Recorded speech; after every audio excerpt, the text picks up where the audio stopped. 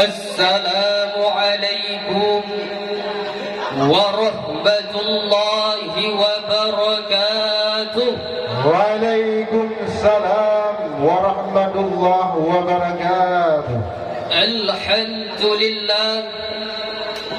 الحمد لله رب العالمين، والعاقبة للمتقين، ولا عدوان إلا على الظالمين. أشهد أن لا إله إلا الله خالق المعبود، وأشهد أن سيدنا محمدا صادق الموعود. صلاة وسلاما على رسول الله محمد بن عبد الله وعلى آله وصحبه ومن تبعه، أما بعد. Para hadirin Dewan Hakim yang saya muliakan, yang mulia yang terhormat, kepada Abu Rohani kita bersama Walid beserta keluarganya, yang mulia yang terhormat, kepada Abah dan Abi beserta keluarganya, yang mulia yang terhormat, kepada seluruh Dewan Guru, baik yang atasan maupun yang bawahannya, yang mulia dan yang terhormat, kepada seluruh santriwan, santriwati sebagai pengikuti ujian di tahun 2021 ini, yang mulia dan juga yang terhormat, kepada Dewan Hakim yang akan menilai kami dengan seadil-adilnya. Para hadirin Dewan Hakim yang saya muliakan, maka pada kesempatan kali ini saya akan membawakan satu topik syarahan yang berjudul pengabdian diri kepada orang tua merupakan kunci kesuksesan. Para hadirin Dewan Hakim yang saya muliakan, sejarah telah mencatat tidak ada kebahagiaan tanpa restu kepada orang tuanya. Adalah Kanaan ditenggelamkan dalam banjir karena murka kepada orang tuanya. Alqamah adalah sahabat Nabi yang saleh, sulit keluar ruh hendak meninggal dunia. Indonesia telah mencatat sosok maling kundang yang dikutuk oleh Allah menjadi batu. Cerita tersebut memberi pesan kepada kita, tidak ada kebahagiaan tanpa restu kedua orang tua kita yang telah melahirkan kita, yang bermandi dengan air mata. Para hadirin Dewan Hakim yang saya muliakan, Allah Subhanahu wa ta'ala berfirman dalam Al-Quran surat An-Nisa ayat 36, A'udzu billahi minasy syaithanir rajim. Bismillahirrahmanirrahim. Wa'budullaha walladzina amanu wa bil walidaini ihsana.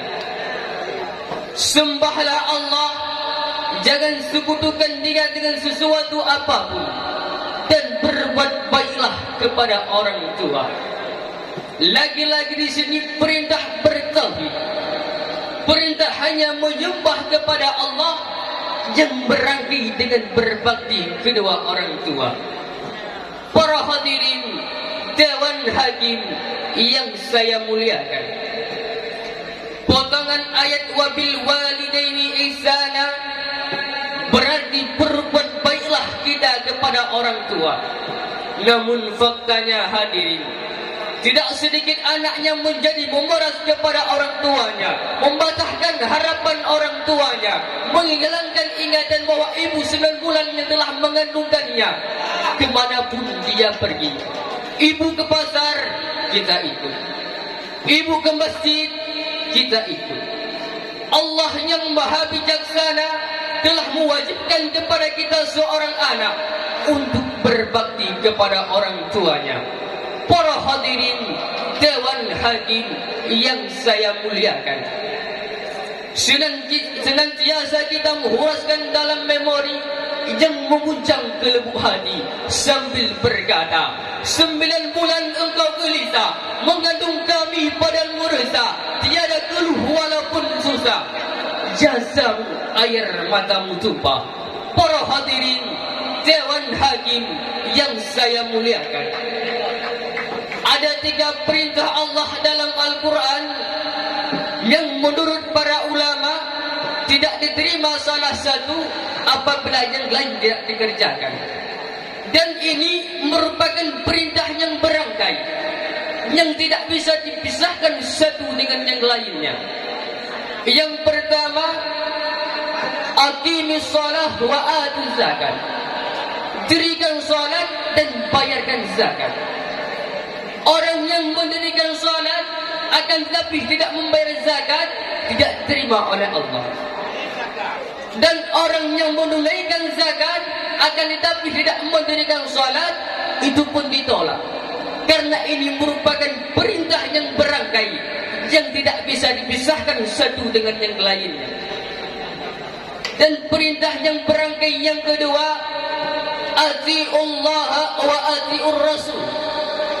Taatlah kepada Allah dan taatlah kepada Rasul. Jika seorang taat kepada Allah akan tapi membelakangi Rasul, itu tidak diterima oleh Allah Subhanahu wa ta'ala. Dan orang yang mentaati kepada Rasul akan tapi tidak taat kepada Allah, itu pun ditolak. Sering diingatkan, usaha memisahkan umat Islam dari Islamnya berawal dari pisahkan umat Islam dari ulamanya. Dan ini bukan hal yang baru.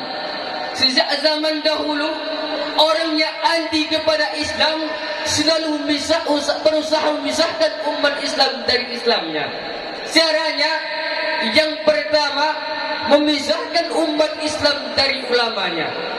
Dan jika cara ini pun berhasil, menuju kepada cara yang kedua, yaitu memisahkan umat Islam dengan sunnahnya. Dan perintah yang ketiga, yang merangkainya tidak bisa dipisahkan satu dengan yang lainnya, anishkurli wali walidayka. Bersyukur kepada Allah dan bersyukur kepada kedua orang tua. Orang yang bersyukur kepada Allah akan tetapi tidak bersyukur kepada orang tua, itu tidak diterima oleh Allah. Dan orang yang bersyukur kepada orang tua, tidak bersyukur kepada Allah, itu pun ditolak. Karena ini merupakan perintah yang berangkai, yang tidak bisa dipisahkan satu dengan yang lainnya. Para hadirin Dewan Hakim yang saya muliakan, dalam kehidupan sehari-hari biasanya perintah penting yang pertama, lahir yang pertama. Dan perintah penting yang kedua, lahir yang kedua. Para hadirin Dewan Hakim yang saya muliakan, dari syarahan saya tadi, 2 hal sebagai konklusinya.